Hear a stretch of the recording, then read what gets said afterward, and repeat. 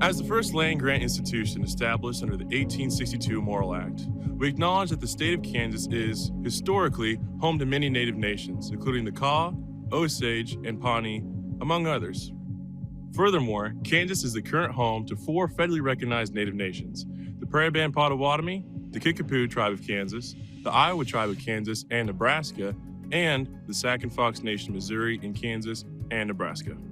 Many native nations utilized the western plains of Kansas as their hunting grounds, and others, such as the Delaware, were moved through this region during Indian removal efforts to make way for white settlers.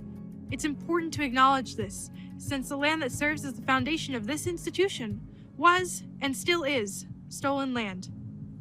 We remember these truths because K-State's status as a land-grant institution is a story that exists within ongoing settler colonialism and rests on the dispossession of indigenous peoples and nations from their lands. These truths are often invisible to many. The recognition that K-State's history begins and continues through indigenous contexts is essential. Please remember these truths because we still remember. Hello, everyone. Good evening. My name is Liz Seaton, and I am a curator at the Marianna Kistler Beach Museum of Art at Kansas State University. Welcome to this program organized in conjunction with the museum's exhibition In Bloom, an installation of artists' depiction of flowers, a nod to spring, and our way of helping to celebrate the 150th anniversary of the K-State Gardens.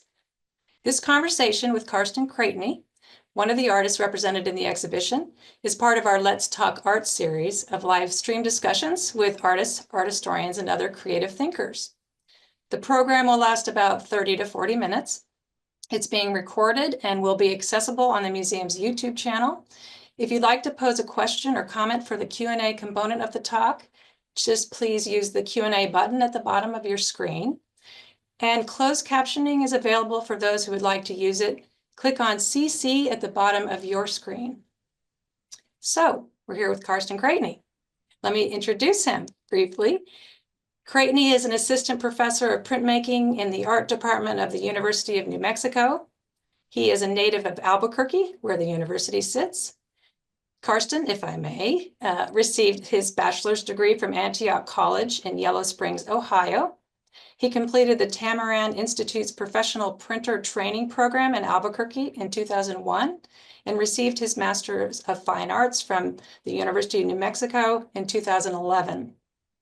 So Karsten has been invited to talk with us about the flower as a motif in the really compelling, I think, imagery he develops using various media. And Karsten is represented by 3 of his simpler renditions of the flower, monoprints of, I'd say, garden flowers in the In Bloom exhibition. We have more than 20 prints by Karsten in our collection, all of them obtained through Zanata Editions, a publisher of studio prints based in Shawnee, Kansas.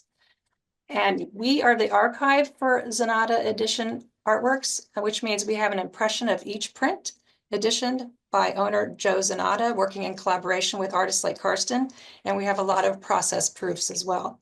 So thank you for being here, Karsten. We're excited to hear from you.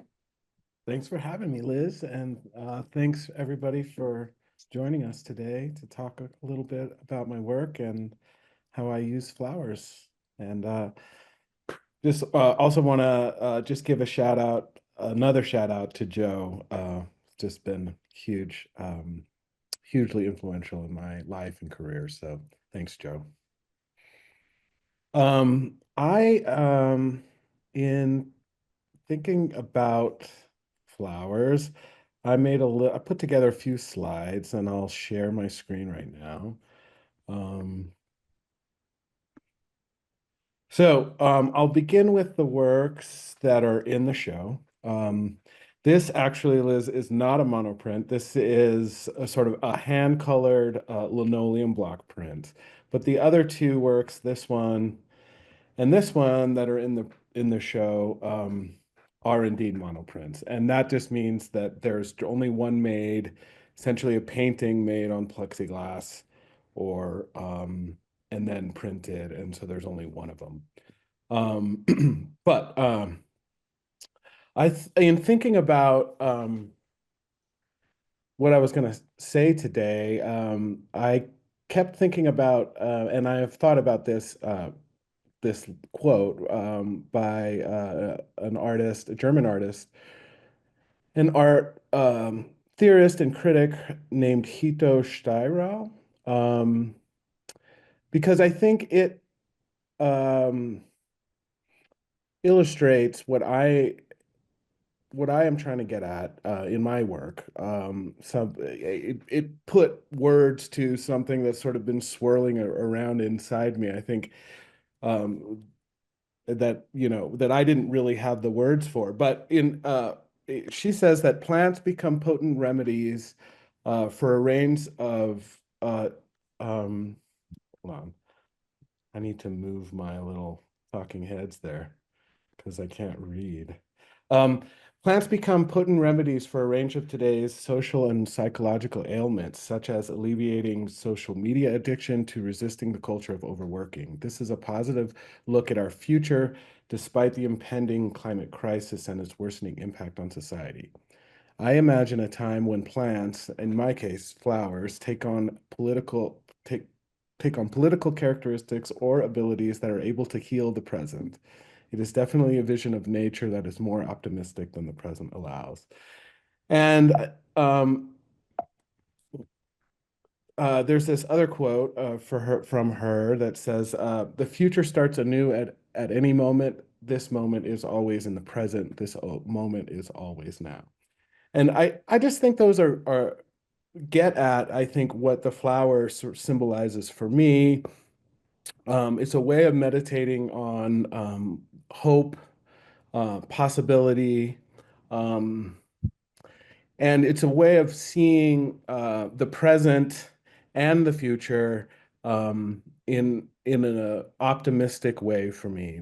I think art is always reflective of our time and our current conditions, but it allows us to imagine and create worlds that don't necessarily exist outside of the picture plane or the piece of paper.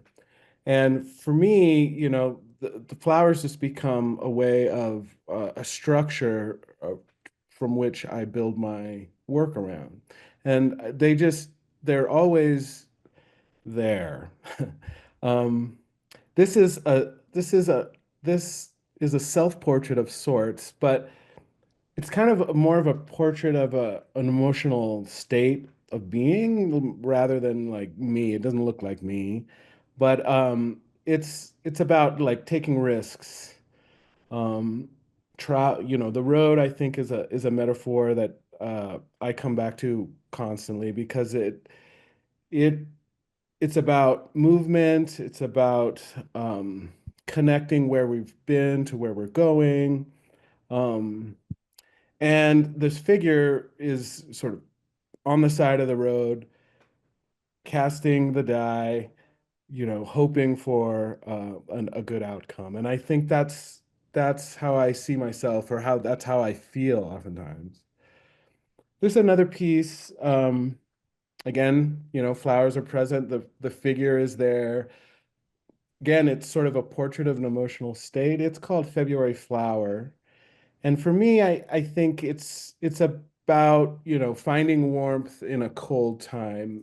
Flowers don't really bloom in the winter, but it's sort of the magical moment of finding that sort of growth happening when it shouldn't be. And I think, given the state of the world, oftentimes there's much to worry about. But I do think that there's much power in focusing on the beauty in our own lives, finding gratitude for what we do have, and looking for, you know, the hope that's blooming up everywhere if we look for it. So, yeah, I sometimes, I think that the figure, some like in this piece, doesn't necessarily have to be there. Oftentimes, I think the flowers stand in for figures in my work. And they pop up, sort of like like uh, actors on a stage, sort of superimposed against a background. And I often draw my figures that way, and I think the flowers sort of embody that same sort of compositional um, position. That's Can I another. ask a question? Sure. Uh, would you consider the works that you have in our exhibition, and I forgot about your relief print, sorry, to be kind of studies for pieces that are more complex visually, like the one you just showed us, or even this one? Oh, I mean, not so much. When I make, there's certainly a cyclical aspect to my work, and I'll talk more about that in the future, in later on in the slide presentation. But I think my work is always sort of circling back on itself, and when I make a piece like the ones in the beginning, these are fully realized. They're simple.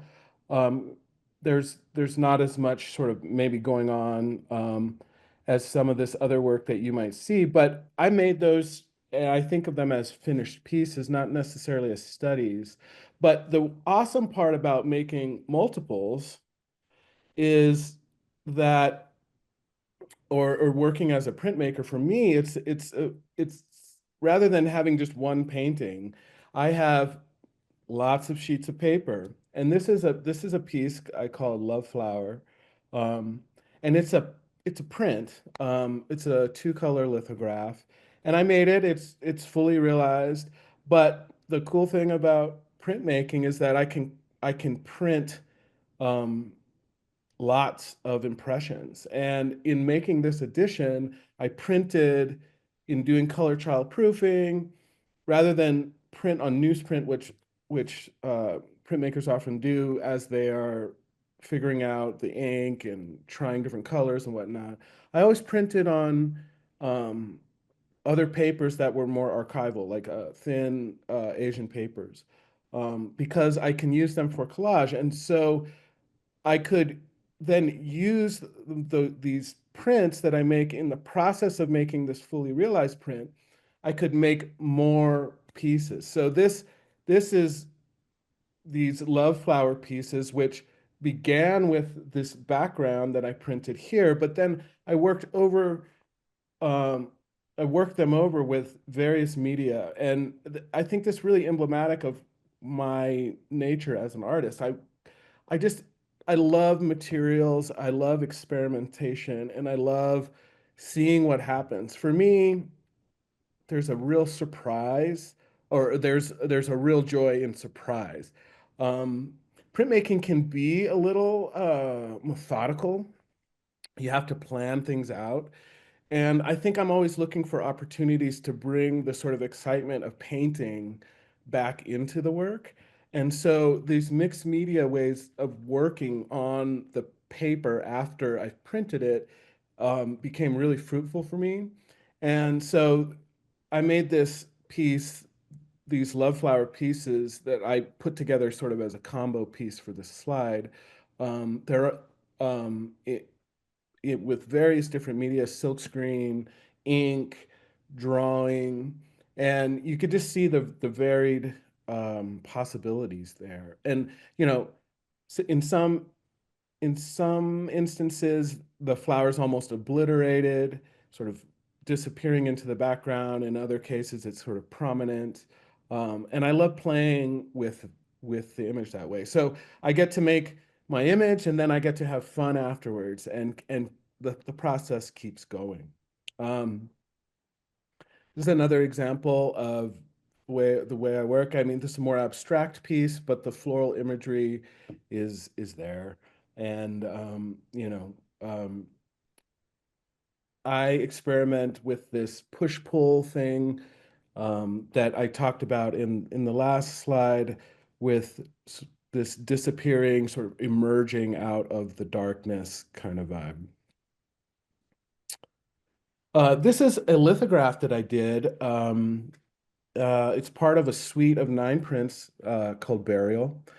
And I I show it here because it shows this mixed media way of working that, again, I printed this to be, a print on its own, and it's part of the suite.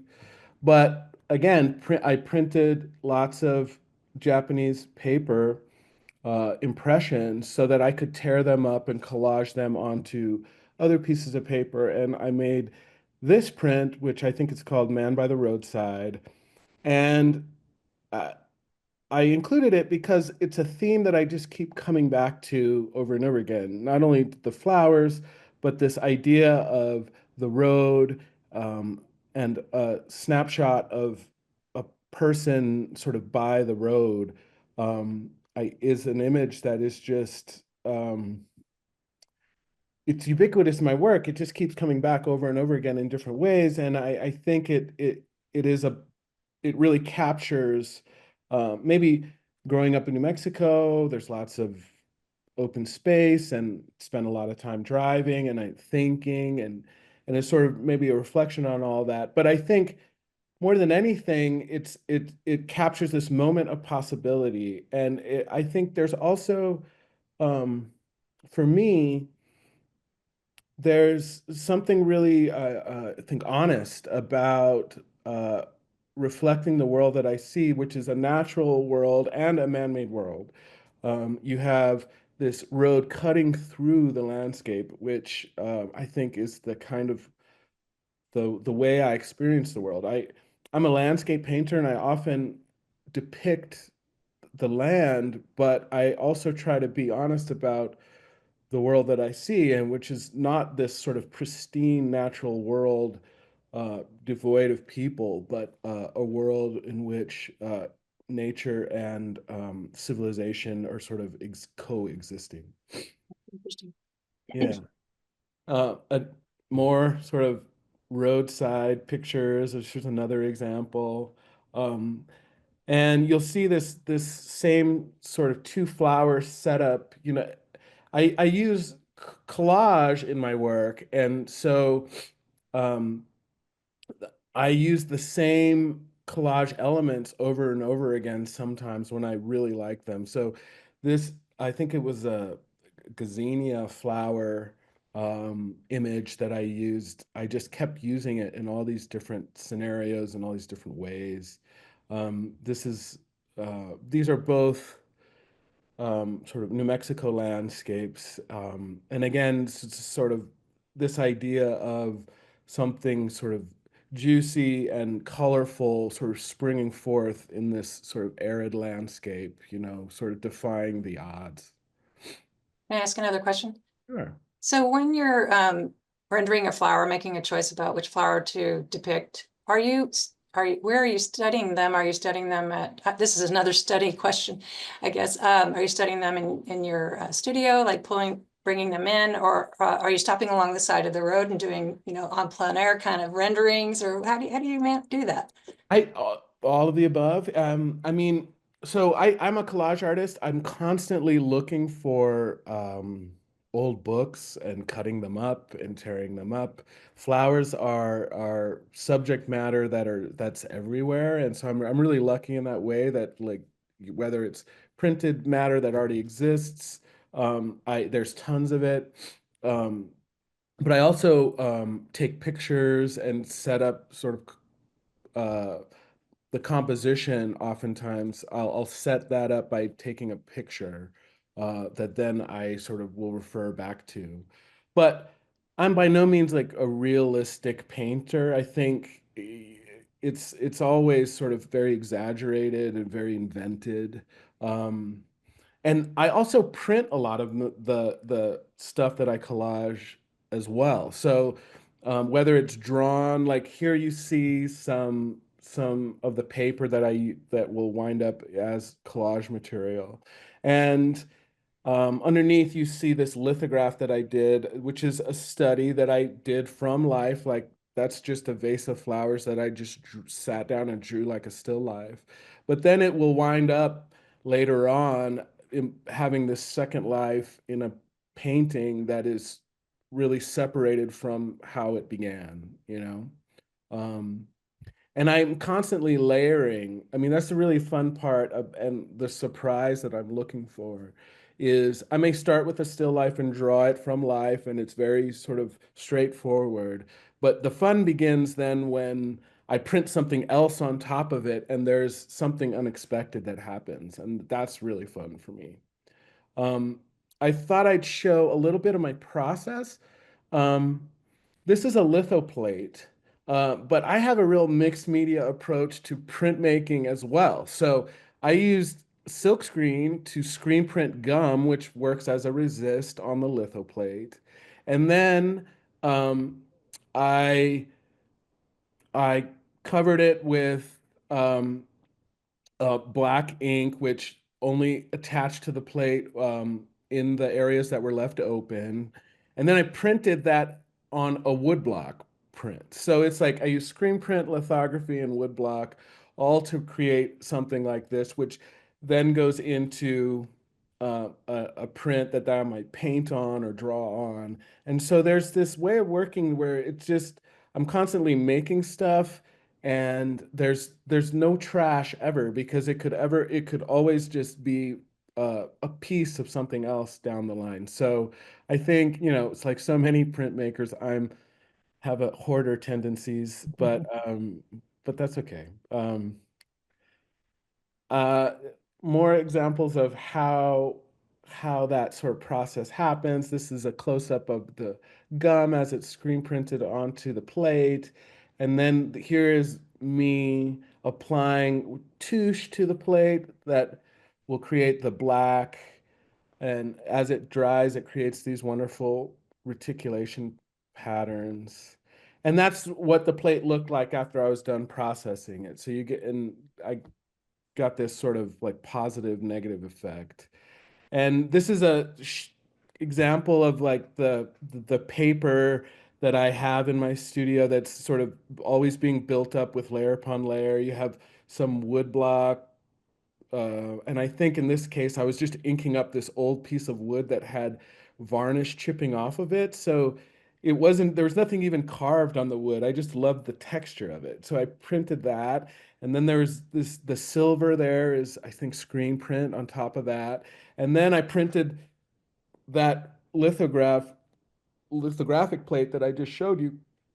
I print that on top of it, and then that becomes something that I then cut up and collage into a painting. So this is an example of how my paintings sort of begin, and this is how it winds up. And this is an earlier work. I think the collage elements almost get painted out, you know. I mean, but if you bounce back and forth, you can definitely see the composition was there from the beginning, but the oil paint really sort of dominated in the end. And then I think there's some airbrush and some spray paint in there too. But it kind of really just became a painting. But I think as I mature as an artist, I'm looking for ways to let the collage elements really uh, sort of carry their own weight, and I don't try to paint them to oblivion like I do in these early works. Again, this is where this work began and where it wound up, and I think, you could see the sky form, you can see the cloud shapes sort of forming in the sky, but the paint really dominates. Here's another example of how this painting began. You see, just chunking out this diagonal through that yellow that then sort of became the compositional choice that created this sort of highway image. But again, back to the sort of cyclical process. This is that burial suite that I talked about earlier. This is one of the images from that suite, and another one. And then how those two elements wound up in the painting. This is the skull that's right here, right by this figure. And if you go to the painting, you can see that figure sort of behind the paint there, and the gravestones sort of wound up by the roadside there. And then so this is the finished piece, and and that's how I work. I make stuff. It has its own life. It has its own sort of meaning and power but I love reinterpreting it and putting it into something else where it has another feel, another message, perhaps. And in that, I find out more about the work that I'm making. And I often feel like sometimes it's these subsequent works that happen after the initial work that is the real work, or even more meaningful sometimes, because, like I said before, I'm really interested in the element of surprising myself, and so that's really where this surprise happens, is in reworking the imagery and seeing what it can become.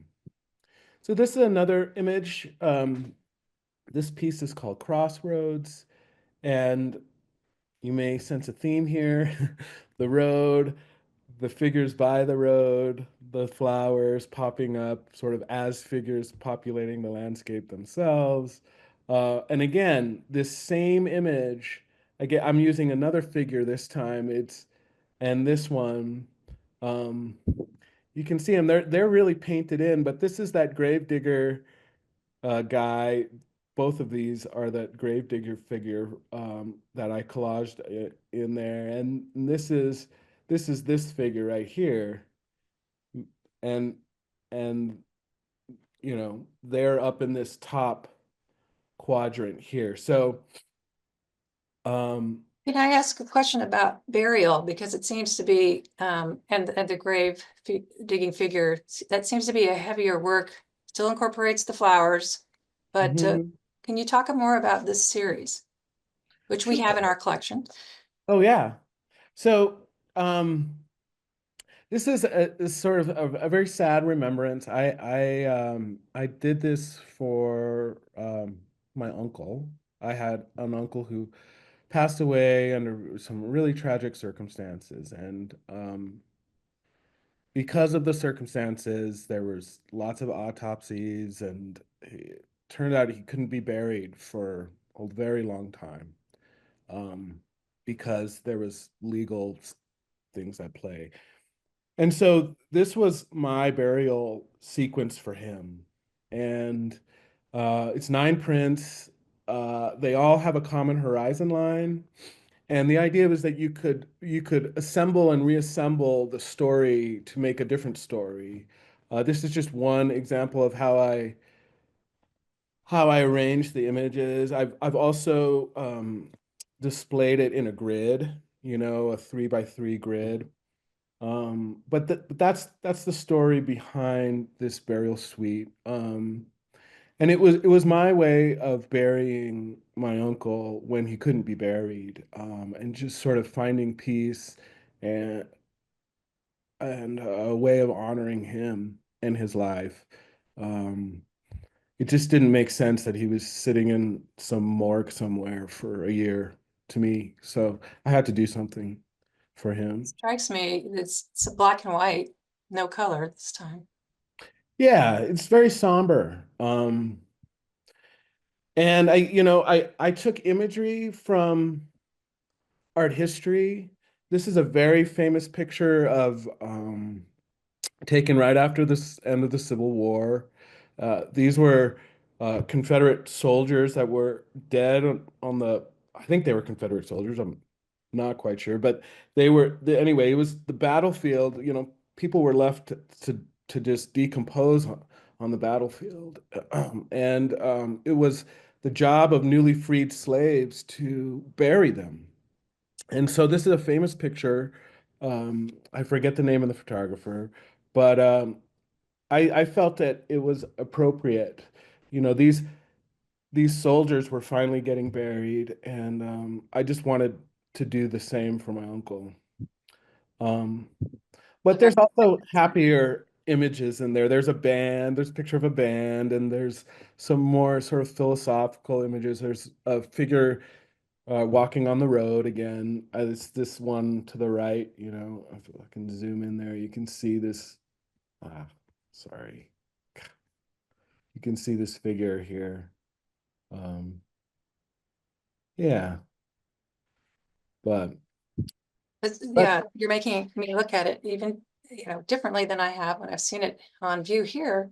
Maybe would we might start taking questions. People might have questions about this series or other works. I Sure. should credit our retired education director, Catherine Slajek, for organizing the In Bloom exhibition and thinking of you as the person to feature here in our Let's Talk art series. I also want to apologize to people for the interrupted land acknowledgement. It's very important for us, and we're going to add that to the YouTube video, or the video that we edit and post on YouTube. So if anyone has any questions, please put them into the Q&A box at the bottom of your screen. I could ask more. I have lots of questions for you. So good to talk to you about things. We've never really, had a chance to really get all your thinking about flowers in your work, so that's great for us. We were talking about this earlier too. I think a lot of these flowers are, the way you depict them, it seems like they're just coming up on the roadside. There aren't a lot of, there aren't garden scenes per se in your work. These Yeah. are, except for that maybe you might say you're putting them along the roadside where they might not fit. They're generally garden. I don't know. Tell me more about Yeah, I like the think of flower. them sort of as they're almost superimposed, It's like because they're invented, and I like I said, I'm interested in the element of surprise. I don't pre Even when I draw from life, it's usually just an element that I draw. I don't draw the whole scene. So things aren't proportional. Perspective is skewed because it's an invented space. Um, and I I'm really interested in these spaces that exist sort of like this is a perfect example of the kinds of spaces that I'm interested in, which is, not isolating the flower to this garden space that is sort of this sort of invention. My paintings are inventions, but I'm interested in sort of a reality, um, or a view on reality that includes the gritty, that includes the cities, that includes the trash, that, I paint a lot of flowers and I use a lot of bright colors, but there's a lot of black. There's a lot of expressive mark making. I want them to feel more true. And to me, truth is not always, saccharine sweet. There is there's hard truth in there too, and I think that's what I'm going for in these paintings. Like even this one, I mean, this one is entitled Feliz, and I did it about my dog after she passed away. That was my little sort of homage to her. So I think this is almost sort of happier than a lot of the work,